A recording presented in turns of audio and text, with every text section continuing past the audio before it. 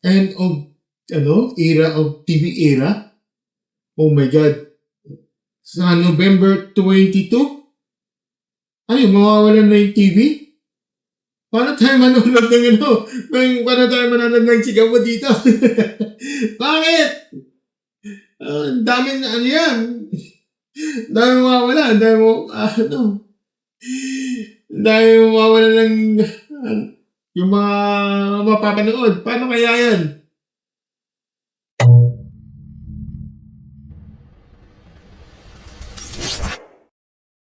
Hello mga stories! Welcome back sa isa namang content din sa ating channel Mark Sausaw. Mga stories na linawin natin agad okay? Hindi ito end of TV era. Okay? End of analog era ito. Okay? So, from the 1920s sa buong mundo, no? Up to now. Okay? Kasi mga stories, no? Kasi nagkaroon tayo ng TV dito is around 1950s. So yung tinutukoy ko lang is sa mga ibang bansa like sa US, 1920s, di ba? Yung mga may kaya doon. Noon, okay? Dito kasi sa Pilipinas, sa 1950s tayo nagkaroon ng TV noon. Okay? 1950s, yung ABS pa noon, nagkaroon kasi parang distribution ng mga TV, ganito, ganyan. So, yan, mga stories, no, talagang ulitin ko, no, hindi ito end of TV era. End of analog era ito. Okay?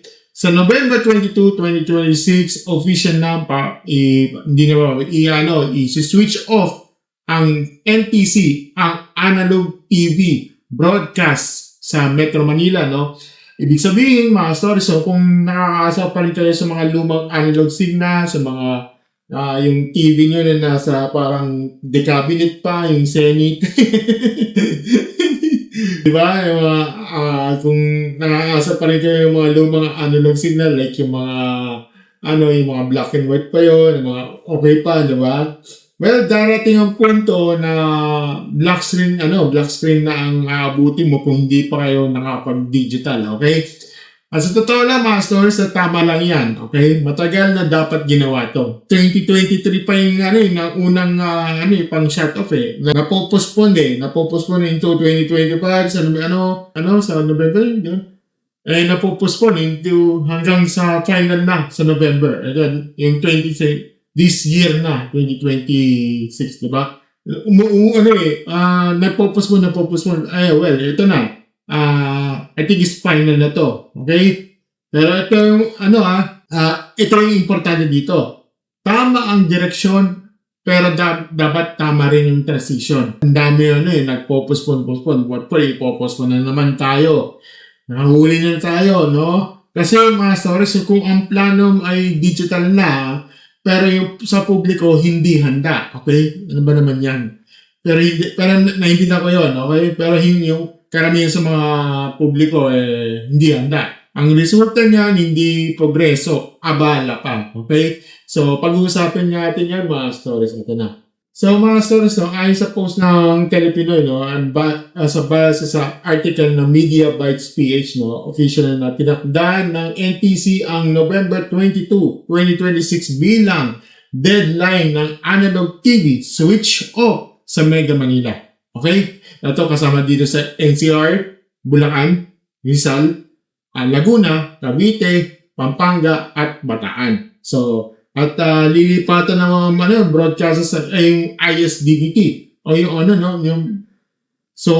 yung digital terrestrial TV standard, di ba? So, Japan-based, di ba?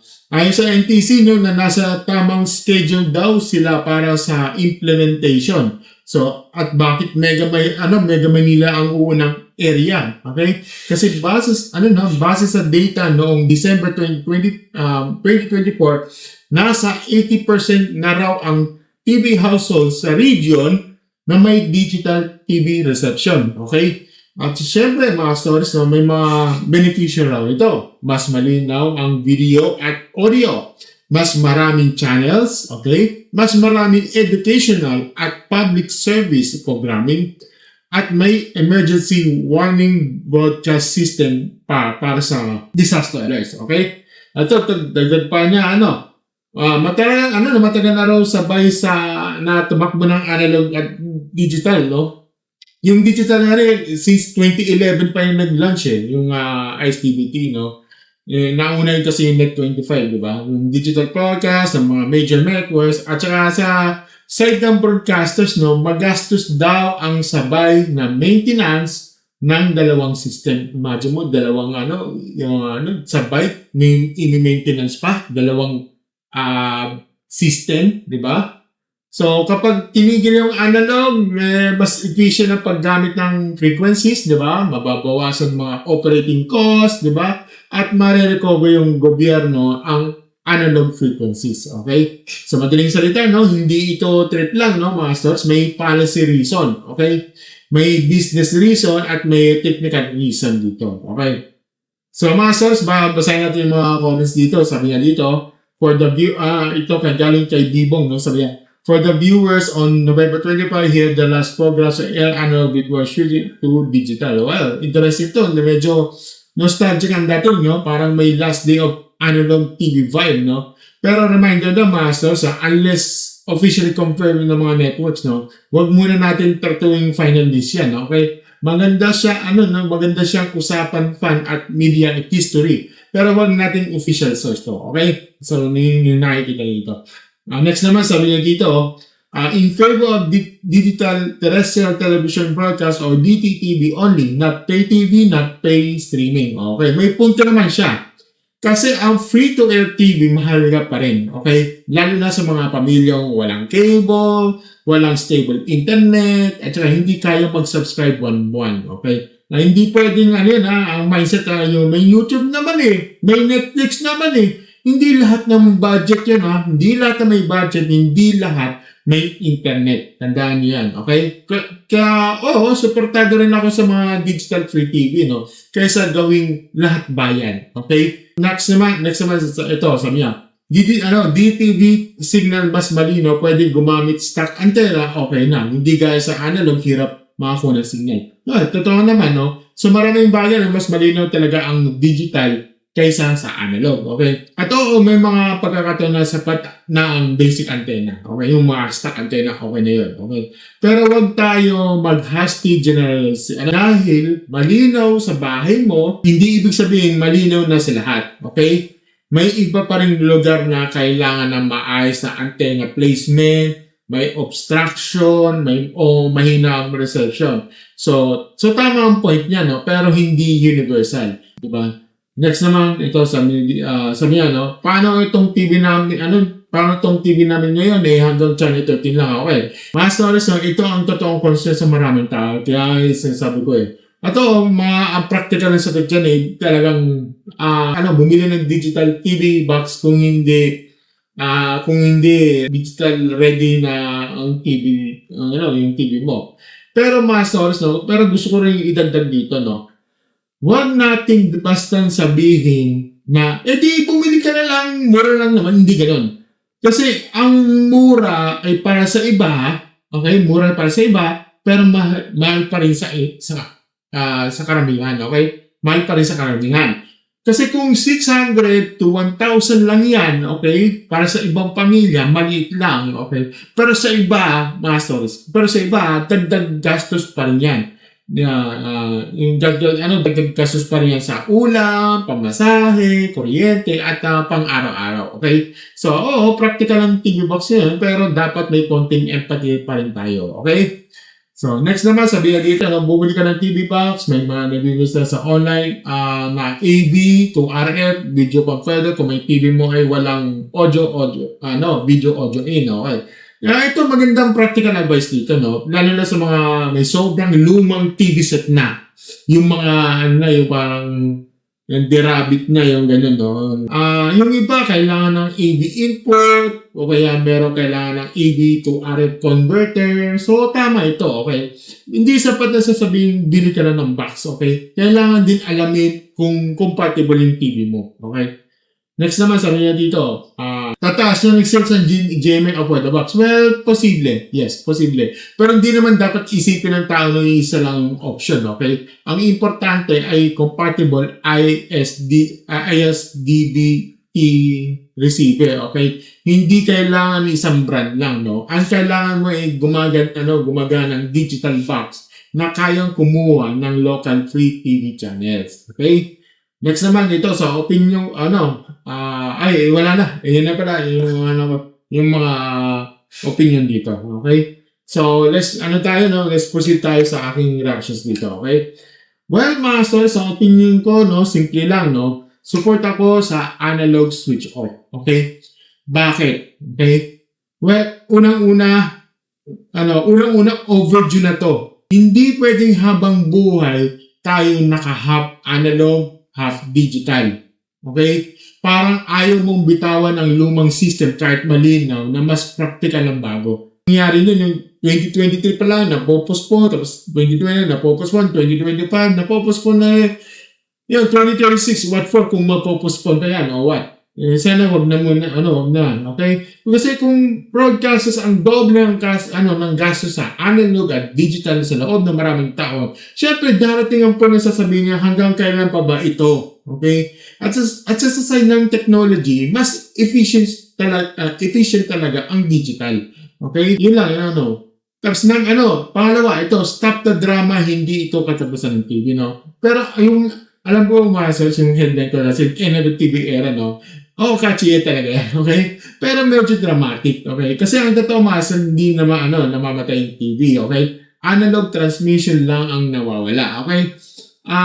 Huwag natin gawing false dilemma na parang dalawa lang yung choice, ha? Analog TV o wala ng TV, okay? Hindi yan totoo. Lang tayo, may digital free TV pa rin tayo, okay? Pangatlo, ito. Huwag din gawing slippery slope na pay TV na lang ang susunod, okay? May iba kasi takot-agad na baka ito ang simula ng pagkawala ng pay TV, sa pilitang streaming, o puro subscription na lang, no? Well, relax naman muna kayo, no? Hindi automatic na doon hahantong lahat, okay?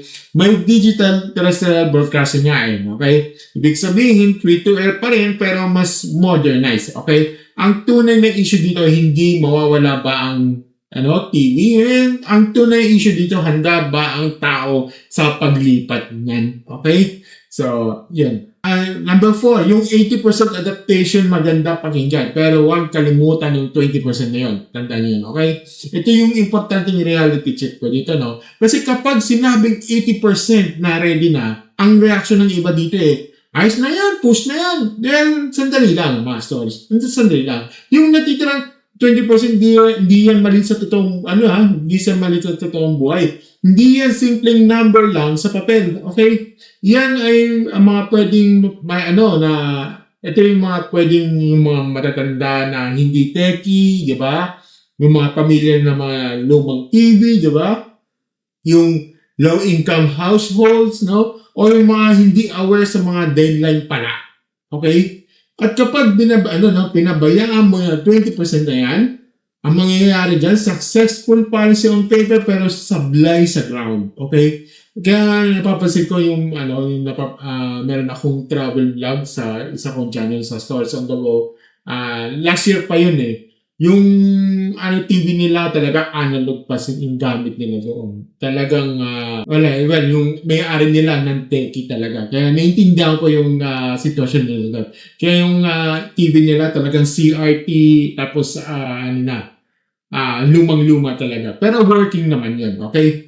So, kabilang yun yung asod yun yung nang nirent ko yun, kabilang sila sa 20% na yan, okay? Next tayo dito, sabi niya dito, number 5, ito. Digital is better but communication is everything. Okay? Kaya gusto talaga ng gobyerno at broadcasters sa smooth to. Okay? Sa smooth. Ito, kailangan malakas na information campaign. Okay? Malinaw sa countdown sa TV.